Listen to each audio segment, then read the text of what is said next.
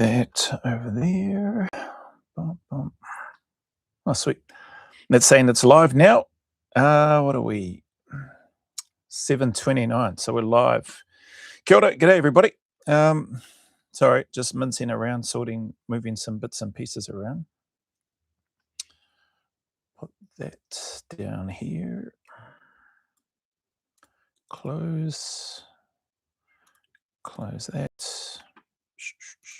Close that.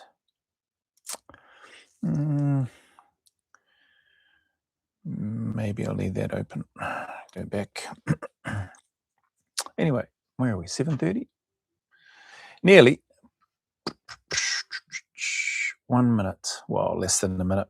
But I might as well start now. For starters, proudly not sponsored by Waimanuka, Joe Harawira and the team at www.waimanuka.co.nz, New Zealand's premium non-alcoholic sparkling honey and lemon drink. So get yourself some free shipping anywhere across Aotearoa, New Zealand. Just go straight to their website, enter the discount code NZDF. So no kickbacks to me, no special discount link in the description or comments or anything. Yeah, you just go straight through their sites and get some stuff sent to you if you want to. They got the 750 ml, 300 ml, and the 250 ml cans. People might notice, a couple of little bits and pieces, or the berries and stuff I just shifted them here, but there's a whole bunch of patches and stuff that I had that are in boxes, challenge coins, and a whole bunch of other things. Happened to stumble upon that today. And so I thought, I'll grab that and whack that in the background. Something different.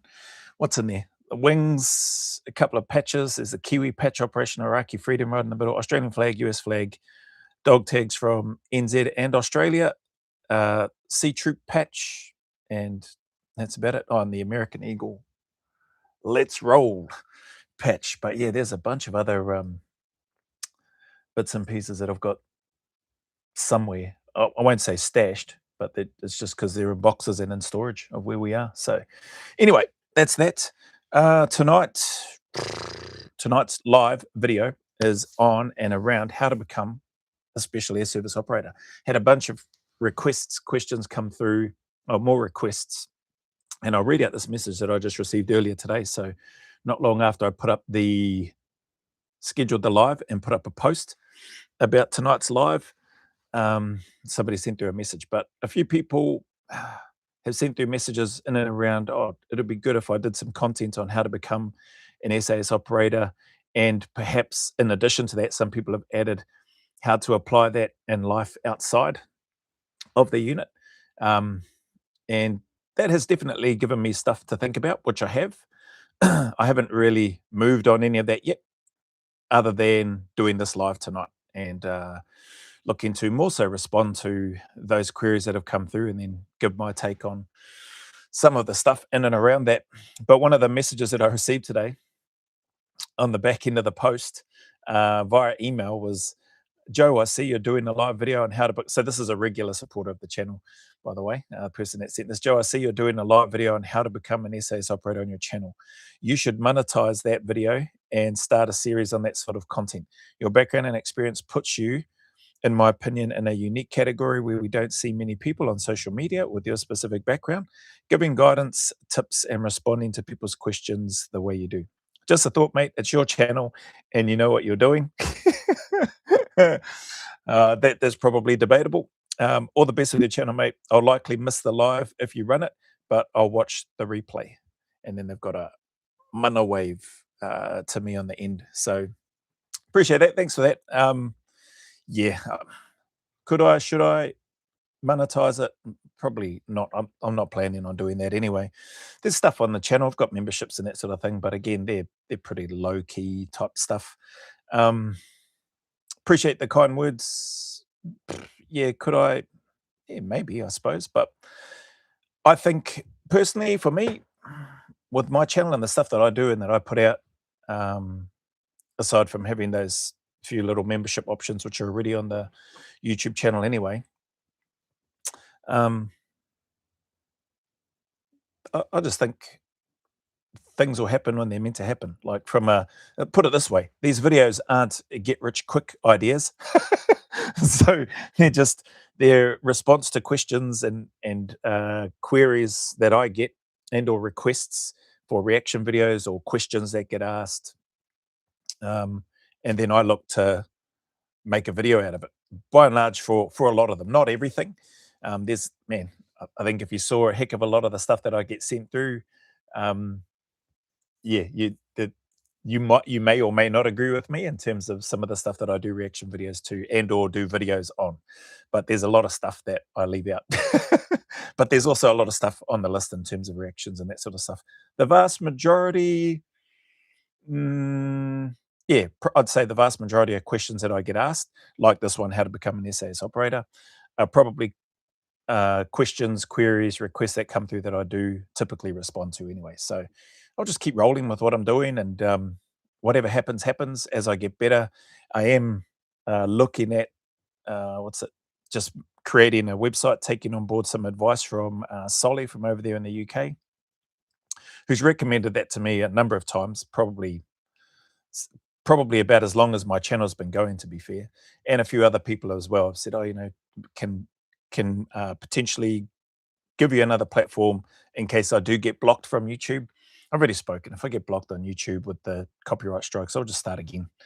Um, yeah, I mean, it's what I'm doing anyway, and I've got a massive backlog of videos to do, and yeah, like it's no big deal. Like if you find something that you want to do and you're enjoying it, if you get punched in the face, well, then just dust yourself off and start again.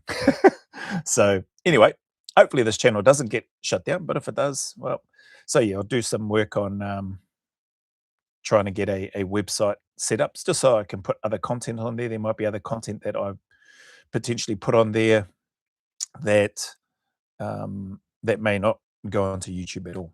There might be some stuff on there that, yeah, that may be behind a paywall. Who knows? So we'll see how all that goes. There's no urgent rush for me to get anything like that done up straight away. And as I look into it, things will happen and fall into place as and when they happen. So that's that little piece. Thank you for that message, by the way, with regards to tonight's live. So let's jump into it. So I suppose the parts that I would go into in no particular order, they're probably more so. Oh, sorry, I better have a look at the chat because I've got you on the screen over here. Rubber Kiwi, evening. Vanilla Butcher, evening. Evening to everyone. Christian, hey Joe, guy passed my work crossing today. Hold back window, big Australia flag with I support BRS. Good shite. Yeah, that's awesome. Awesome to hear. Cheers for stopping by, you lot. Where are we? So anyway, no particular order with regards to these things. Hopefully it gives some, I don't know, gives some guidance or something anyway. Gives a bit of a brain dump in terms of what my take is and perspective is in regards to things that I think are helpful for people to have an understanding of before if they're looking to go and join a unit like that. So I'll try and keep an eye on the chat and stuff as we go too, just so I don't fall too far behind. So probably the first thing, well, not the first thing, but one of the first things that comes to mind is just the right attitude would be the first one. The right attitude for how to become an SAS operator, I don't think is a one size fits all. Just like I've spoken about in other videos, you've got a wide variety of people, different backgrounds, different sense of humor. Some are introverts, some are extrovert, etc. With regards to who makes it into the unit and who doesn't. And so what do I mean by the right attitude? I guess the right attitude for you during the process that's involved in the selection and cycle, in order to earn your way there into a unit like that.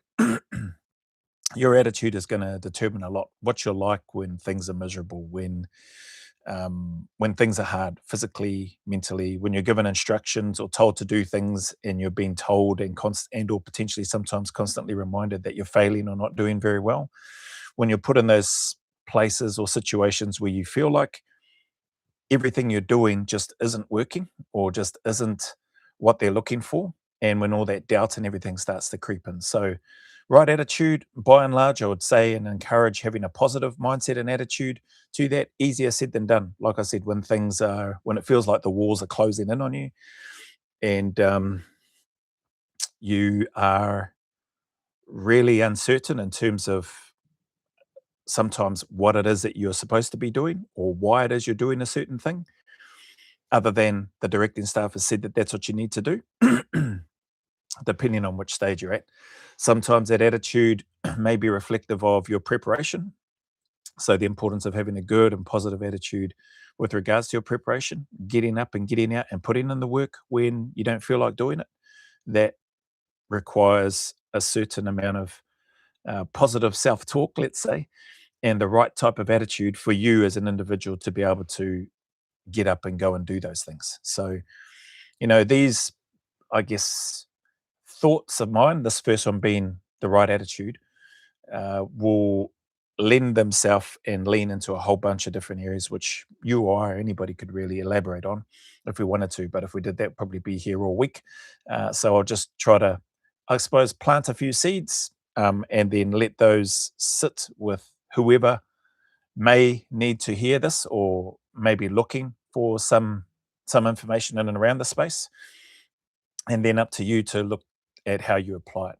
So, with the right attitude, the information that you're receiving, how you receive that, your attitude needs to be um, positive. And so, obviously, there's been lots of times where I've even now, but uh, maybe there probably were lots of times when I was going through the selection cycle process where maybe my attitude might not have been as good as what it needed to be. I can't think of any right now, but I can think of one 100% right now in terms of when I was already in the unit, and that where my attitude was very poor in regards to doing the subject one for corporal course. So that squarely and solely sits on me. Having I didn't recognize it back then, unfortunately. It is what it is. But I recognized it after. But after I'd already left and after I'd already made the promise to my wife that I wouldn't be going back. Once I was out, I was out. And I wanted to make sure that I, yeah, at least honored that promise. But definitely, I think that's another reason why that attitude portion sort of jumped front and center of mind for me, and having the right attitude for you, for whoever that person is. So, not only leading up to and how to become one, but also once you're in. And I lost sight of that in terms of having the right attitude, which I could have gone on to serve and do a lot more within the unit had I, yeah, adjusted my attitude, and dare I say, conformed would probably be the right word. Like conform to what the status quo was. I already knew that those courses were around and that, if you get put on them, I already knew that you had to go and do them.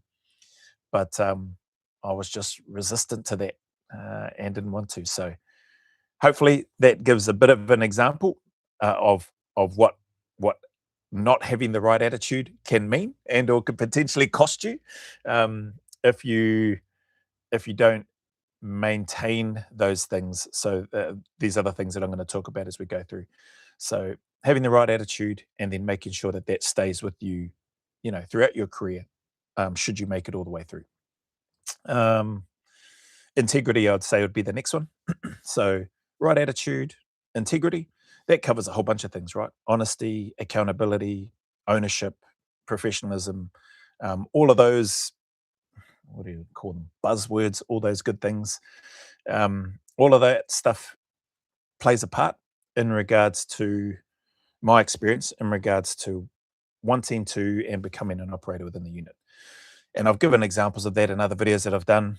CQB is a pretty intense course, or a very intense course, when everybody's all tooled up with all the black kit and gas mask, and it's hard to tell who's who moving through before the armbands and numbers came into play. Sometimes the wrong people would be getting called out for doing, um, whereby people getting called out, the person who actually did those things did the incorrect things. They should have been getting called out for it, but the person who was getting called out for having done that thing that was deemed to be incorrect and which was wrong wasn't the actual person. So sometimes the instructors know exactly who it is, and that is a bit of a test of integrity. Sometimes, like with anything, directing staff, instructors, human beings at the end of the day make mistakes, and sometimes they get it wrong. they may be adamant that it was this fella over here, but it was actually old mate over there who's standing there sheepishly not wanting to say anything because they feel that if they say something, then they are going to be watched more closely, and or they're potentially going to be given the ass from selection or cycle, or from more so from cycle when we're talking about CQB. But the catch with that is, like I said, oftentimes the directing staff know exactly who it is and who it was, and that is where that test of your integrity comes into play, where you have the courage to go, actually, staff, that was me. Um, or sorry, staff, that was me that come in down that corridor when we went into the second door on the left. I was the second person in that you're talking to. It wasn't him. Like, it shows a few things. One, it shows honesty and integrity. Two, it shows that you know where you were in space during that run. Some of those runs are multi-level. Some of these indiscretions could happen on the very first floor, or in the first room, or in the first couple of rooms. And then you've still got the rest of that floor to clear. Then you've got the next level and potentially a third level. Um, so there's those aspects in regards to integrity and people that want to go and serve in a unit like that, which are really important. Hence why some of the stuff with regards to these war crime allegations is really quite puzzling to me. I think I've shared openly before, if the guys weren't hiding in the shadows, particularly the guys that aren't in anymore, if they came out of the shadows with their finger pointing and were willing to accept responsibility for these supposed allegations, which they keep spewing out everywhere, then I would probably be less um, uh, critical of them and calling them blinking retards and blinking cowards and all sorts of stuff. Possibly. I don't think that they're going to come out of the closet, so to speak, now in regards to what's happened. So I'm going to keep blinking slating them and calling them the cowards and the retards that they are. But integrity plays a big part. And now, as I sit here and say that, people might go, "Well, look at that example that you just shared. Those twats don't seem to have any thought of integrity, accountability, or ownership." So people might look at that and go, "Well, looks like you don't have to have that, Joe." um, it may be, but I would say, if you are wanting to go and serve in a unit like that and you think you don't need to have integrity or that work ethic, honesty, professionalism, accountability, ownership, etc., well then, do that at your own risk, is what I would say. Um, yeah, but that definitely comes to mind. So integrity, and whatever that looks like, feels like, sounds like to you, you need to find that, and look to, I suppose. Oh, sorry, just checking the chat. There's some on here. What's the difference between NZSAS and other units like, I don't know, Navy SEALs?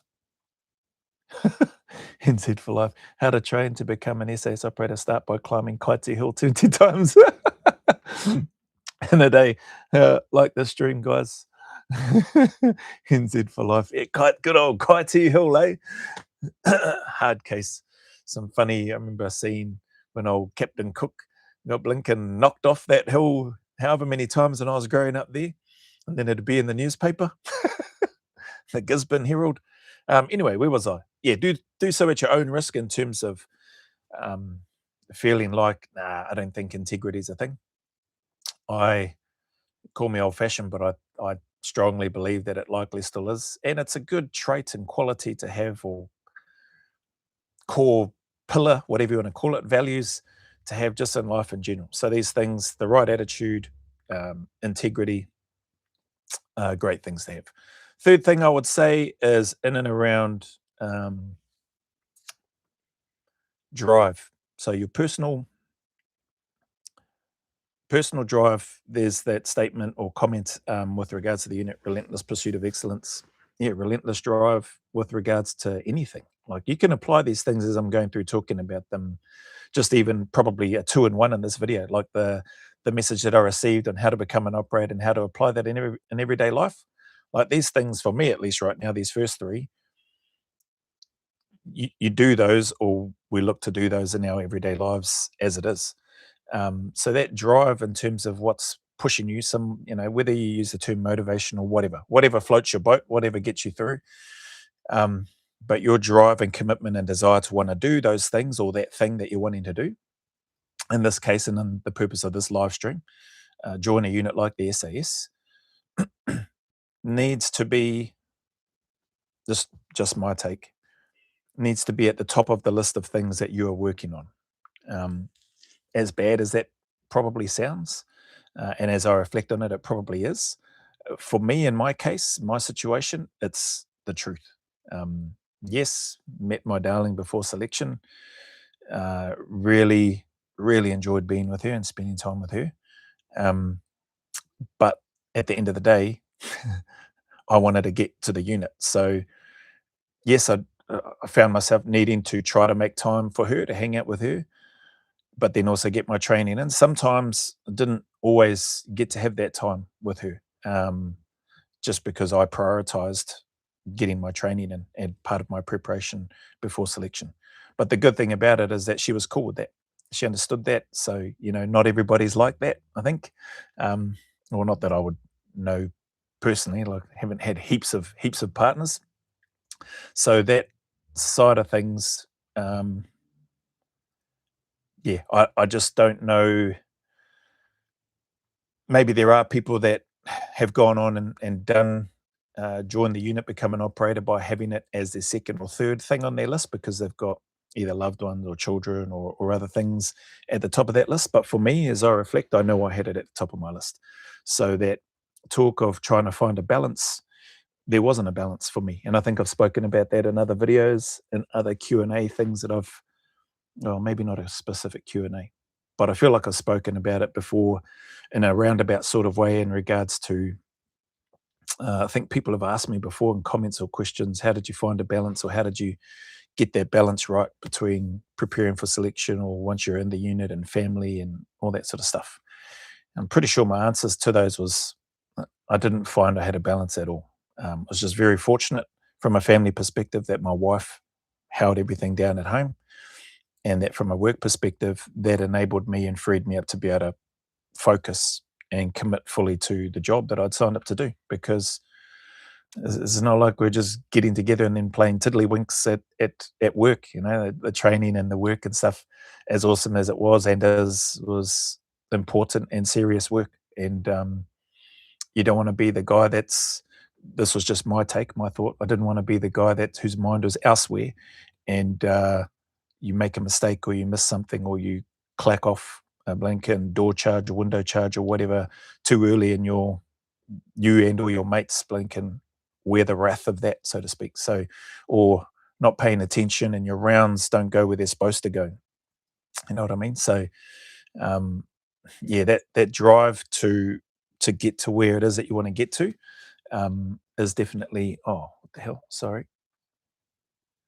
Is definitely important. And I don't think, sorry, I'll come back to this. Oh no, it's not too bad. And um I don't think personally, I don't think it works very well if you um, don't prioritize it or have it at the top of your list in terms of that thing that you're wanting to do. Uh, it doesn't mean that you exclude your partner, your family, all those other things that you enjoy and want to do.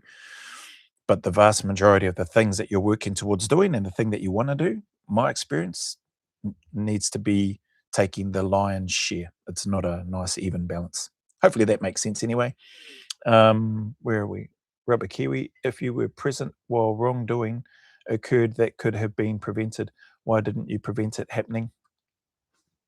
Dum, bum, bum. Oh, that's probably in relation to one of the comments that I was talking about during, what's the name? During that particular topic of what I've been speaking about so far. Next one in here, we've got having a good base level. So good base level of soldiering is another important part for those that are wanting to go into that space. Where are we? Let's just move that here, sorry. So, I mean, like anything, it's hard, right? Like if you don't have those basics of this thing that you're wanting to do, well then it's bloody waste of time, rubbish you going into that thing.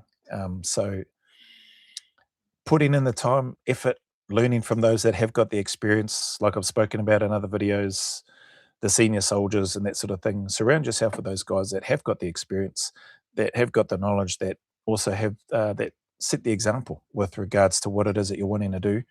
And then as you follow those things, good things happen. Like in terms of soldiering, you learn how to, dare I say, how to pack your gear better. You learn what to take, what not to take. You learn how to organize yourself in those environments and do the things that you need to do. And by taking on board that sort of stuff and that approach to things, um, you can't help but start to build and establish a solid base with regards to your soldiering as a whole.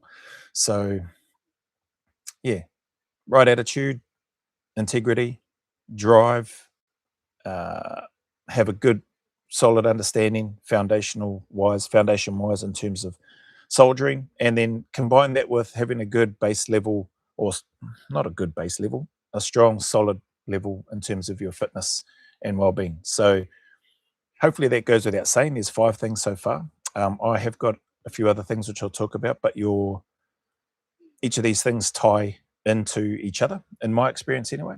And having a good, or a strong, good to strong base level in terms of the things that you're wanting to do with regards to the fitness aspect is important. Otherwise, you're wasting your time, and otherwise you end up getting the ass like those that go and fail the first activity on day one.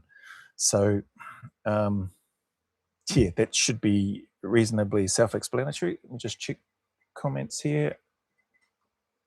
Good. No new. Oh, what's this +1 on here?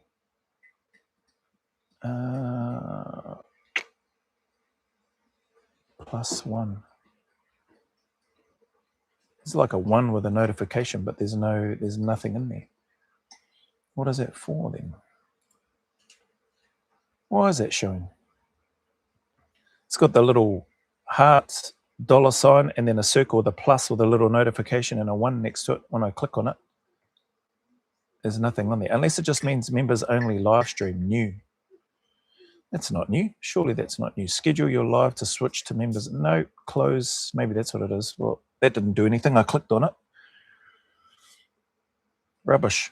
Anyway, the other parts with regards to becoming an operator, based on the question that's come through, is being able to learn and apply the things, the teachings, the lessons that you get reasonably quickly. So, and taking on board those lessons. So not so much on the New Zealand and the Australian selection, you're not really being taught things on the selection course there. You're really more so being taught things by the time you go on the cycle. So on selection, you're more being told to do things. Some of those things, depending on your background and where you come from, maybe, I don't know, maybe foreign to you.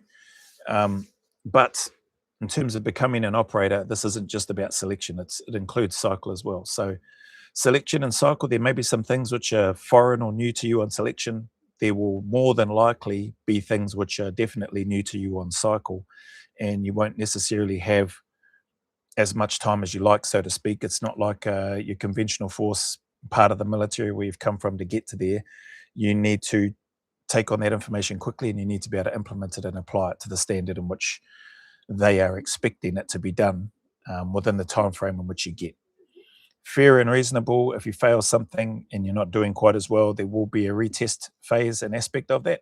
So whereby you can, or where you need to pass the retest. And if you don't, well, car keats, see you later. And but again, that could be argued as well with that blinking wank Drew Wasty over in Australia and that twat, and apparently him failing the CQB and then still being given a troop to command over there in the regiment. It could be argued again that it looks like the standard is lowered. And when I read that article and have seen that, and there's been nothing come out to the contrary stating that, no, that's not the case.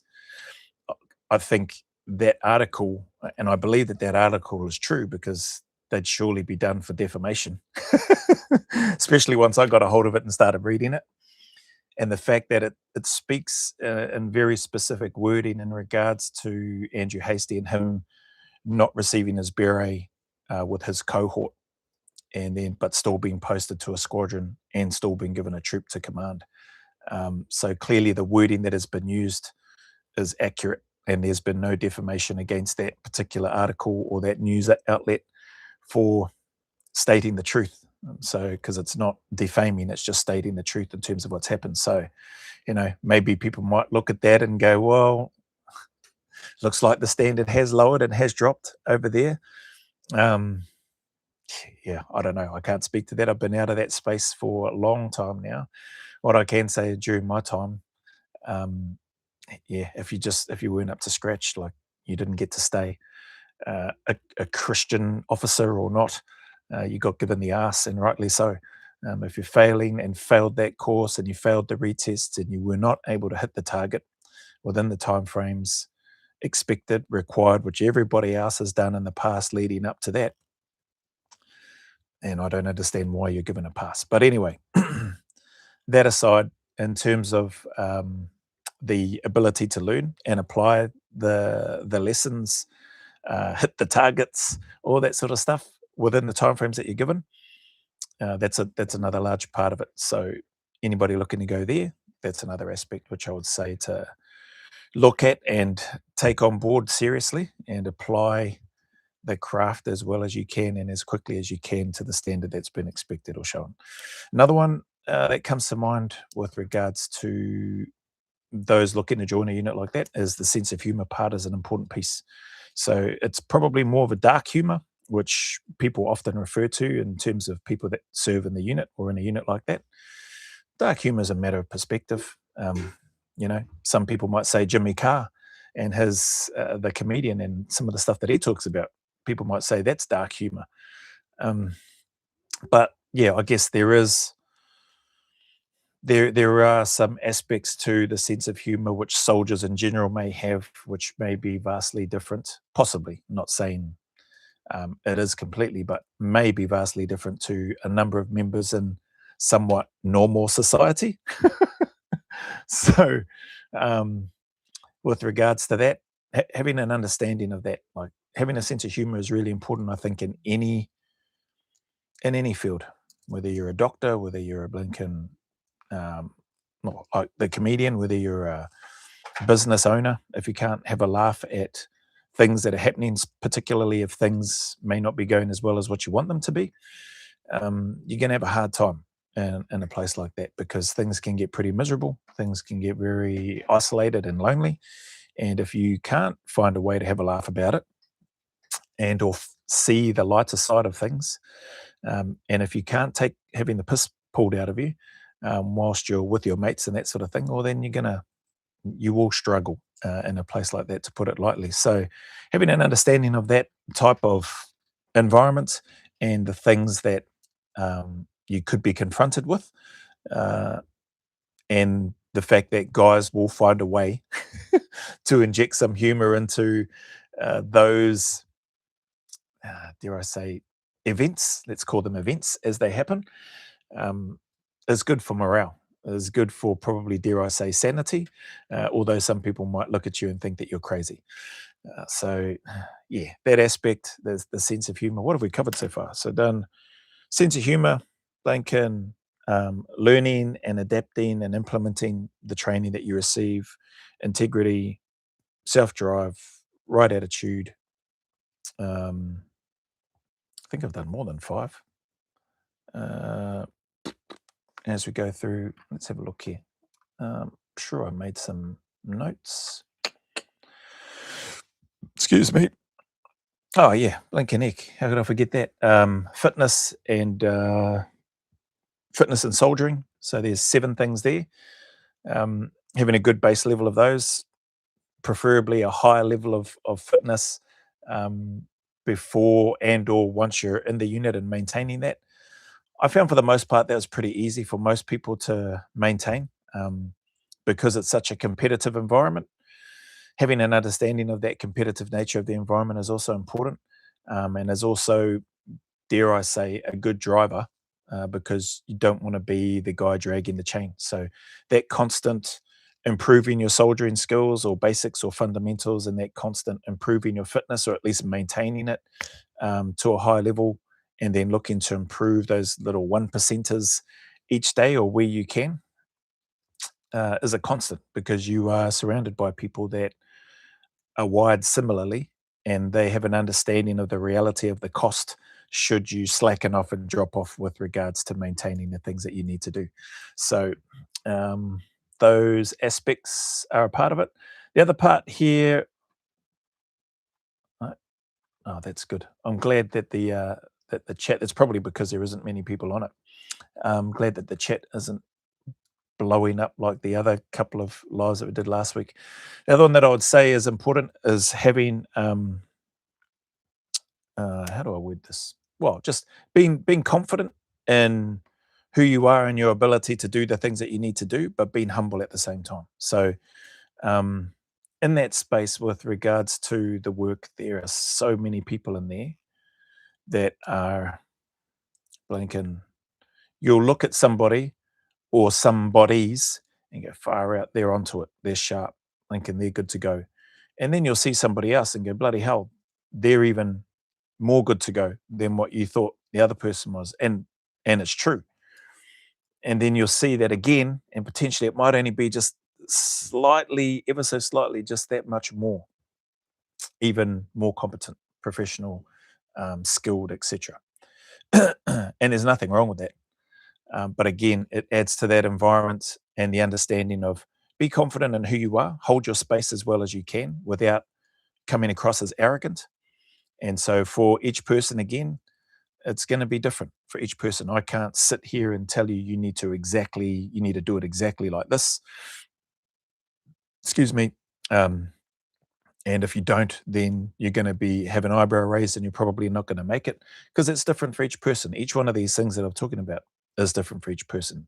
How your good attitude or having the right attitude, what that looks like for you, will be discovered in some way, shape, or form when um, when you are broken down over a period of time during the selection process and the cycle process. Hence why in NZ and Australia, which is the only ones that I'm speaking for here, based on my experience, I can't speak to the UKSF process. But hence why those two things, in my opinion and experience, are very distinct. You're not necessarily learning new things on selection. You're more so, like I said, being told what to do. Cycle, you're going to learn a whole bunch of new things. So the type of attitude that you take to that, the type of integrity and professionalism, accountability that you take to that, your ability to learn new things quickly and apply it to the standard within that time frame is all going to be factored into that. Your sense of humor is going to be factored into that. What base level of soldiering and skills you had and that you bring with you before you get there is going to be taken into consideration. Your fitness level is going to be constantly reviewed and assessed and looked at and taken into consideration. um, how you receive the information in a non-arrogant way, being humble but yet confident in regards to your ability to execute when those things come about. All of that stuff and more will be factored into and taken into consideration for anybody that's looking to become an operator or looking to become, yeah, an operator in the special air service anyway. Dare I say, probably other special forces are probably similar. UK is probably doing similar sort of things or the same sort of things or looking at the same sort of things, but don't quote me on that because I can't speak to that. And also, NZ and Australia may have undergone, I don't know, they may have undergone some other changes in regards to what it is that they're doing. Like, as an example, Australia's got a combined joint selection now with the Commandos and SASR. I love how New Zealand still kept theirs. Well, they don't. New Zealand doesn't have a commando unit, so it's probably a part of it. But I would imagine that NZ would probably still keep their selections separate anyway, like they did when they did have a commando unit. So the selections were still, were they separate? Actually, I might be speaking out of turn there. I think they were doing the same. I think the commandos were doing the first, I want to say 3 days of the standard SA selection. And then that was it. Like they had to just get through the first 3 days. I think that was the case. I could be wrong. I'd have to speak with Damien Porter and confirm with him and ask him, or speak with another NZ qualified commando or a guy that was a commando at the time, because we don't have that commando unit anymore in NZ. So yeah, I might be speaking out of turn there. Maybe they did have a combined selection, but from what I do understand, those that went to the commandos didn't do the whole of the NZ selection piece. And then once they passed their selection, then they went on to whatever that version of cycle was for them, I presume, for them to get qualified in the counterterrorism aspects that they would have been tasked with doing, and or the roles that they would have been tasked with holding and fulfilling. Um, yeah, where was I on that?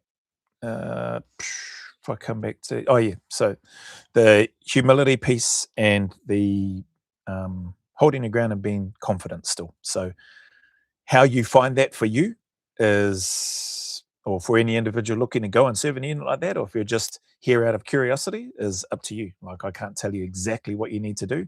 All I'm doing here is just giving some reference points that you can either take or leave, build upon, and or identify and look to figure out how and where you might, what you might need to do to fit your personality, to fit your approach. Because like I said, that process of selection cycle is gonna, does a great job of weeding out, doesn't weed out everybody. Lemons still get through in any organization, as I've shared multiple times. Blink, and that waste of space, Andrew Hasty, is a perfect example, in my opinion, even though I never worked with the guy. But that's what that's my decision, and and I'm sticking to it. But it appears that there are lemons that get through in any organization. So the fact that there is such a robust process, pre-selection or barrier testing, whatever they call it these days, then the selection, then the cycle, and that you can still have twats get through, just shows how clever those twats must be, eh? Maybe I was one of those those clever twats, but not quite clever enough. Didn't toe the line enough um, in regards to becoming an operator and getting into a unit like that. So anyway, that's that. The last couple that I've got on here that I can see um, is taking calculated risks, and obviously you've got to pass selection and cycle being the last one. So understanding that you're going to join, if you're applying to join a unit like the Special Air Service, whose motto is "Who dares wins," then you need to and should be going into that with an understanding that in that job you need to be prepared to take risks. I think it's fairly common sense and probably goes without saying for the most part for most normal people, but there probably still are some people that probably don't, or maybe confused, or maybe don't even know what that means. But from a very simplistic perspective, who dares wins, taking risks, risk taking, but taking calculated risks. And sometimes the calculations of those risks may carry bigger consequences than others. Um, and yeah, that's just for fear of not trying to be disrespectful at all, but that's just part of the game. Um, to serve in a unit like that, operators will refer to that. That's part of the game. Taking calculated risks is part of the game. So you'd love to not have to be exposed and have zero risk to the safety and well-being of you and the people that you're serving with, and the operators that you're serving alongside, the men that you're serving with. But that's just not the reality of not only that job, but just life in general, right? even even sitting down in a rocking chair in your home, not going outdoors, not looking to take any risks, has risks associated with it. Okay, so just sitting back and choosing to do nothing has risks to your physical health, mental health, and well-being, a whole bunch of stuff, which just not all of them good, you know. So taking those calculated risks and having an understanding of that is important for anybody wanting to become an operator. How and where and when you choose to take your calculated risks, whether that be during aspects on a selection, whether that be during aspects on a cycle, whether that be during aspects once you're actually in the unit, should you make it all the way in and to the unit, it's going to be up to you. No different to um, no different to me doing YouTube.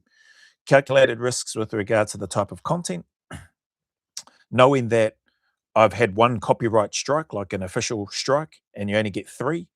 And if I get two more, well, then my channel gets shut down.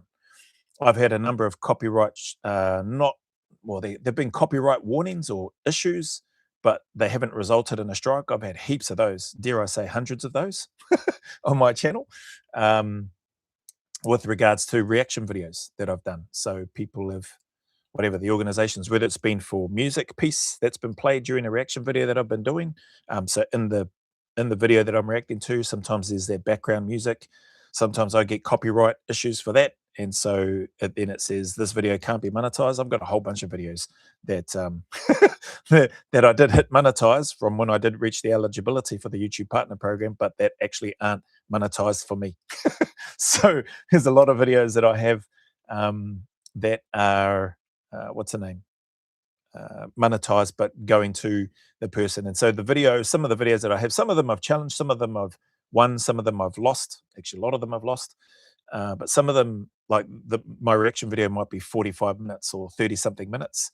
But the copyright piece in there is about, I think there's like a minute or minute 15, and a lot of them background music for stuff. And that person has put in a copyright strike. And so then, the monetization or whatever that I potentially could have got from that doesn't come. It is what it is. Like, just things that I no doubt need to get better at, and probably need to look at doing. How do I rectify that? Is that something I need to do in editing? Edit out that, mute that part. But it's a bit hard to then mute that part out if there's talking happening at the same time. So then context may be missed out. So at the end of the day, I just go, oh, bugger it. I'll just bloody leave it in there and then carry on. But all of that stuff in terms of calculated risks, like, we're all taking calculated risks. I'm taking a calculated risk by choosing to do YouTube full time when I am perfectly fit and able and capable of getting a job, working, I think, any sort of job, whether it's a laboring job, whether it's a office job, whatever. But it's a calculated risk. Why? Because I think that, well, one, I enjoy it. And two, I know that this is going to take time for it to be, and or for it to generate an income that can, dare I say, not only replace but probably be better than what I was getting before in other previous well-paying jobs, or at least get to a stage where it's good enough. And then from there, it's about what am I prepared to do then to look to improve that. So because I've committed to this, and I know that it's going to take time, and because I know it's not a get rich quick type thing, it's exciting. It has its ups and downs, but it's just part of it with the calculated risks aspect of it. So everything has risks. Going into a unit like that, people understanding, having that understanding, and then drawing from wherever it is now, and also applying that into everyday life. Hence why I give some of those, I suppose, giving some of those examples from my take and my perspective, being out of the unit now and seeing and connecting the dots in terms of how those things still relate to everyday life. So yeah, that's that piece. And then the last one, what did I say? Oh yeah, passing selection and cycle. So to become an operator, you got to pass selection and you got to get through cycle if you're doing NZ and or Australia.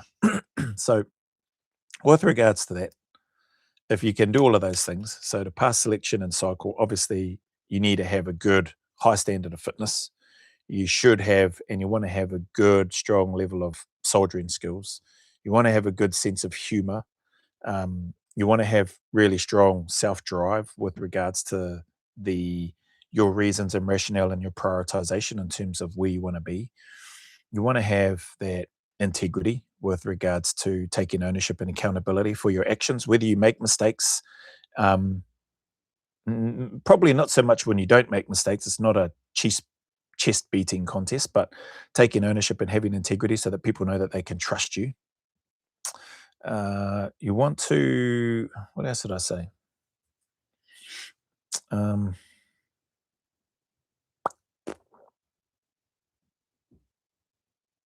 So this is just connecting the dots in terms of becoming an operator. Did I say sense of humor already?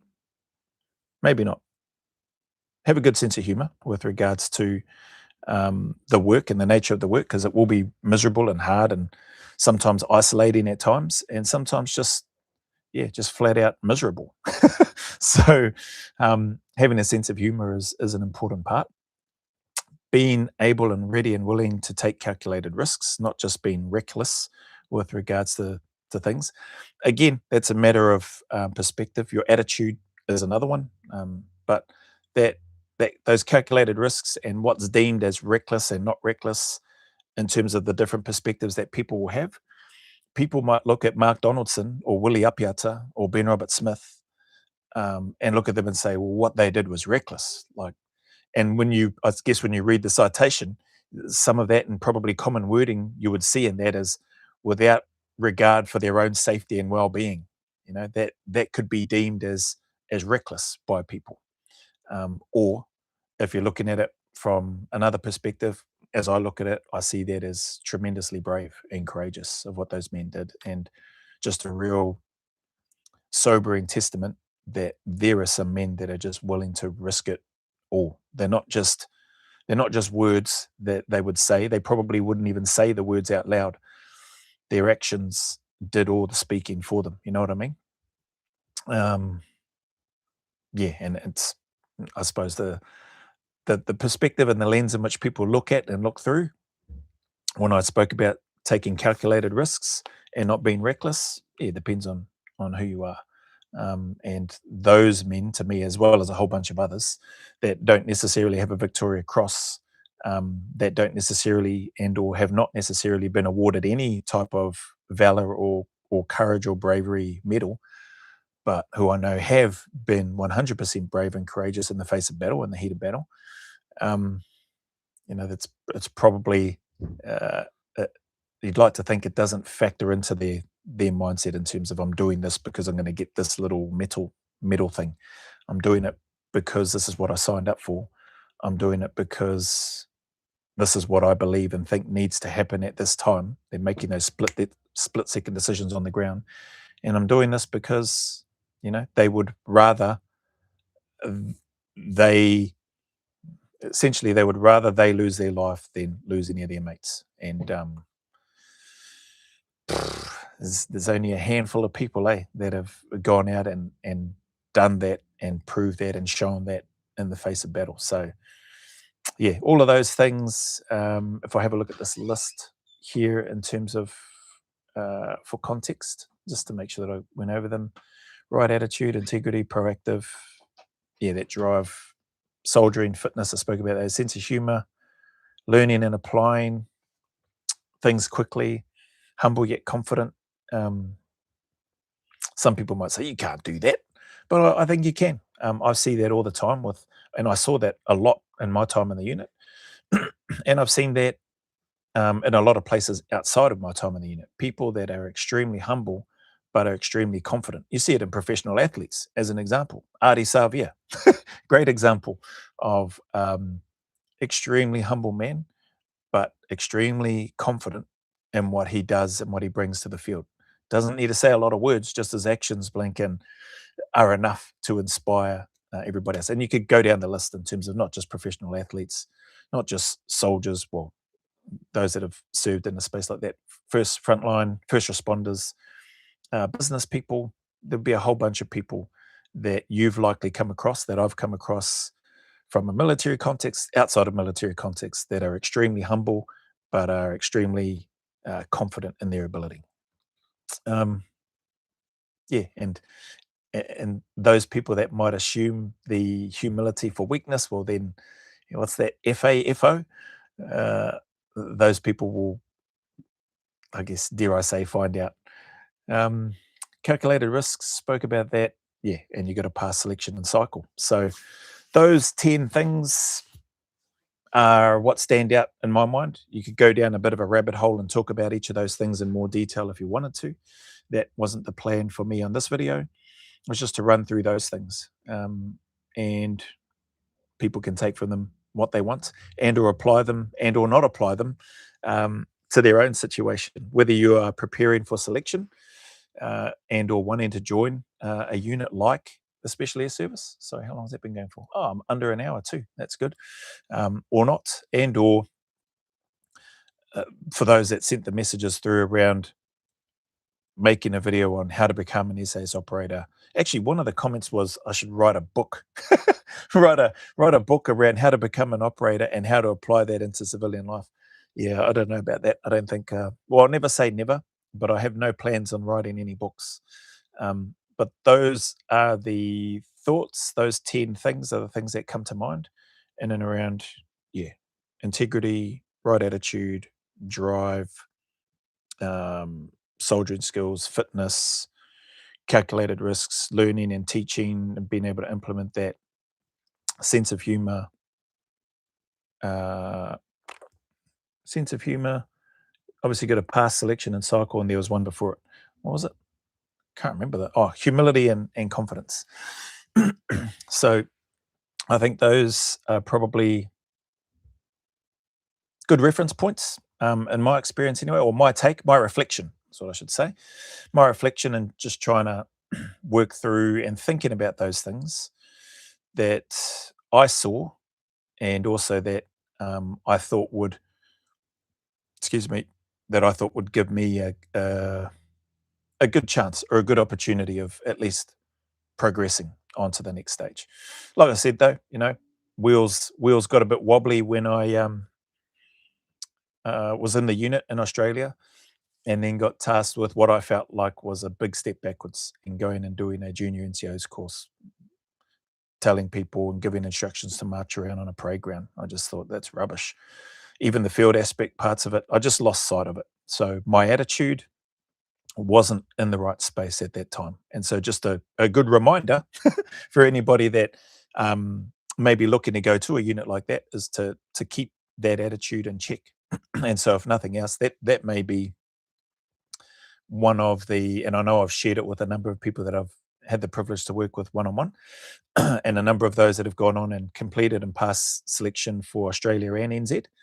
Um, and I know that sharing some of the mistakes, and that was a big one for me, but sharing some of the mistakes that I've made has not only felt good for me to be able to pass that on, but has also served as a good reminder for me in terms of where I'm at now and what I'm doing. So I think the lesson for me, one day, whenever that happens, when my channel is uh, more successful than where it is now, I already consider it a success in terms of where it's at this stage. But maybe when it's more successful, um, maybe that's the right wording. So when it's more successful is the important part for me, to not lose sight of what got me to there, eventually there, forward thinking, forward looking in the first place, and to keep chipping away, keep the grind up, and try to make better content. No, I wouldn't say keep doing the same thing. Probably, by and large, I probably will still be doing the same thing, but try to, I don't know, evolve and adapt and improve things, I guess is probably the words I'd be looking for, and try to get a bit better with the stuff that I do. In order to do that, I think eventually one day that may end up being and having an editor, somebody that can edit the footage. It may even end up being one day having somebody that comes out and does the filming and does the editing. So, those are all further down the line type things. They are definitely not going to be happening anytime soon. In the meantime, oh, where is my bloody? In the meantime, it's me with my selfie stick and the can't see my camera. It must be in my bag, and my little Insta 360 handheld with the invisible selfie stick, and then doing recordings and stuff that way. But yeah, it's all part of the process and the journey towards working towards and driving towards the things that you want to do. So yeah, lots in there, at least for me, from those 10 things that I can take and apply to my situation and to, I guess, everyday life. We could go on and bang on a lot longer. I know that there's a heck of a lot of people that not only follow my channel and are kind enough to support it, but have got a whole bunch of experience as well that could share their knowledge in a way that would no doubt resonate and be helpful to a lot of people. So anyway, that's the back end of that. That's the end of that question. And that's all I was really planning on doing for tonight's live. That's the other thought. Calculated risks in terms of the type of content, the type of videos that are made. So as people know, there's been, dare I say, a number of political type stuff on my channel, if that's the right term. Some might even say race-related content, political, immigration, race-related, whatever. Yeah, like I've said, because there's different things that do interest me, and the politics space, although I've not voted in over 20 years, and I may not make it in time to vote this year, it's prompted me to look more, have a bit more of a look into the makeup of the political system here in NZ, And just seeing some of the, I guess, sadness and poor decisions it seems that are made in relation to crimes that people commit. What was it in Australia? Those blinking young teenage punks that bashed a store owner in his 60s that went out to try to support another store owner and he lost his life. Four, three of the four or four of the five have been released. Young teenagers, what was it, 14, 15 years of age? Um, yeah, just, I don't know that I can say that. Probably won't say the words on here in terms of the thoughts and feelings that come to mind in regards to those young punks that have essentially gotten away with murder. Those families should be thinking ashamed of themselves and those young boys. The fact that they have their identities hidden and all that sort of stuff, it's just, yeah, that stuff is annoying. It does make me very angry. Same with the police in NZ and Australia. Senior police people, and this isn't a reflection on all the police, but those numpty police officers that want to claim ignorance. Oh, I didn't know I wasn't allowed to look at objectionable material in relation to child pornography and that sort of stuff. These are senior police people that didn't know that, and they're using work devices that, like, to me, you shouldn't need to be a police officer to understand that that's just stupid. Like looking at that sort of material in the first place, like there's something not right with you upstairs here if you're looking at that sort of stuff. Proactively searching for uh, child sexual content is just, like I said, there's no, there seems to be, in my opinion, for what it's worth, what value do you add to the community, to society, to the country that you're in? I would argue that you add nothing. And I would question the service that that person is given in in the blue uniform that they've been wearing, supposedly in the pursuit of justice, looking after the community, while Blinken secretly looking at what's the word? Well, inappropriate materials or whatever the description is, like that McScumbag who had bestiality and child pornography on his police laptop device, no less.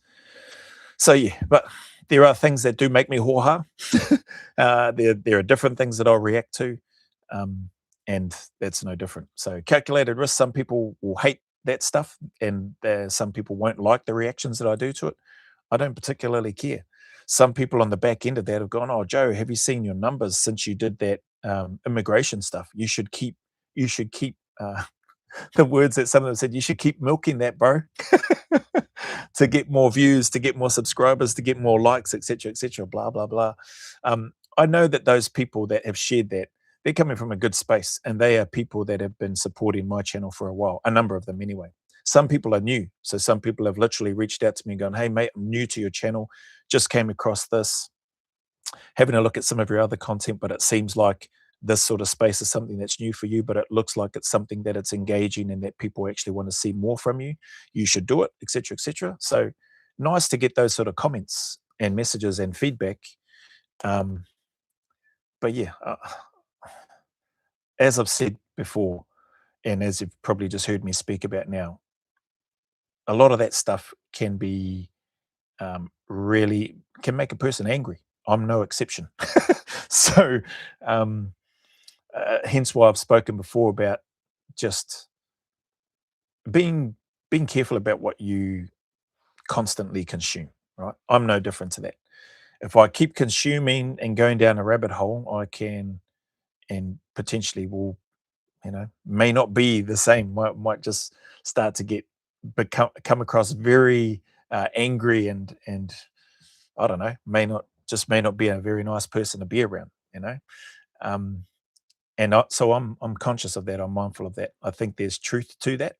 Um, and so for me, at least for me anyway, try to protect my own energy as well as I can, uh, so that I don't, so that I'm hopefully not just, you know, this terrible, miserable person to be around. Don't get me wrong, I have been like that for, you know, at different times in my life. So I know that I can get like that. But yeah, my space with regards to my channel, I enjoy doing what it is that I do in my little space, and people will either, people will either follow along and watch for for the different stuff or the stuff that I do, um, or they won't. And so, yeah. But I do appreciate where people have been coming from with regards to their comments and offerings of suggestions of what they feel I could and should look at doing if I was to. Where are we? Oh, bloody hell. Oh, yeah, Kaite Hill read that one. Rubber Kiwi, if you were, oh, yeah, read that one as well. Good evening from a wet and windy Queensland. Good evening, Billy. Pretty sure Lofty Wiseman wrote a couple of books on selection and survival. No doubt. I think there's probably a lot of books, dare I say, in regards to selection, service in the unit, and that's a great thing. I think that's good. I think at the same time, that's probably why a number of people have said, "Oh, it's no different to a restaurant." Or opening up another burger bar, like just adding another one to the mix. Who knows? Maybe one might go off or whatever. And that's nice. That's a nice thought, feedback. Like I said, never say never. Who knows? But that definitely isn't on my radar or plans. What's this? Jazz, we all have a book in us. Yeah, that's a great point, Jazz Dog. Yep. And those that want to release that book that they've got in them, blanket, more power to them, I reckon. Get after it. So good point, Jazz Dog 69. What's G'day from Craigie, Western Australia. Oh, from Western Australia and Craigie, eh? Kia ora, bro. Jazz Dog 69. Talk, man, not gonna lie, NZ Pole been copying a bad rap lately. Yeah, it's been really disappointing to see. Um, yeah, very disappointing. More than that, like I said, I've been pretty angry with some of the stuff that I've read there and just thinking, man, why does this happen? How is this happening? It's just, yeah, it's nuts. And for the fact that it was going on for so long, that's the other baffling piece and aspect of it to me.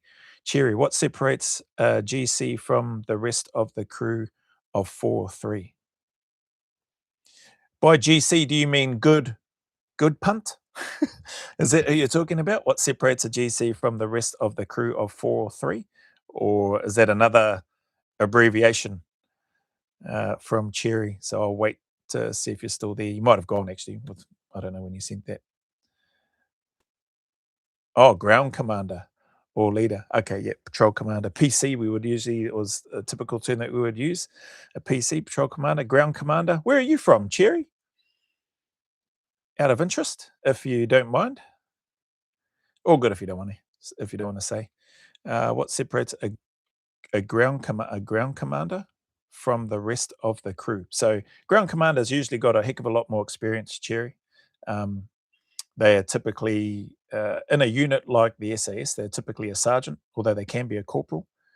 Kiwi born. Yep. Okay. Cool. Thanks for that, Cherry. But they have, in a lot of cases, they've probably got more than a decade's experience in the military as a whole. Um, and yeah, that's probably the main point of difference. They've also jumped through all the hoops, done the courses, done the subject one or the junior NCOs, done the senior NCOs, done a whole bunch of other courses leading up to that to become a patrol commander, or not just to become a patrol commander, but those things, those progressive steps, having done all of those things, give them an insight into what will be required at that level. And then when that time comes, when a position becomes available, then they'll get elevated, promoted essentially to becoming a patrol commander. In the place like the unit, they'll have a specific patrol commander's course, which is separate to the rest of the army. So, to an extra layer of becoming a patrol commander at a place like the regiment, not always. You can be like sort of one-upping that role until such time as you come back and there's a break in the deployment cycle, and then you go on a patrol procedures course. But they'll typically do the patrol procedures course for that purpose as well. An extra, some people might say a box ticking exercise, but it's not a box ticking exercise. Not for the guys that are doing that course.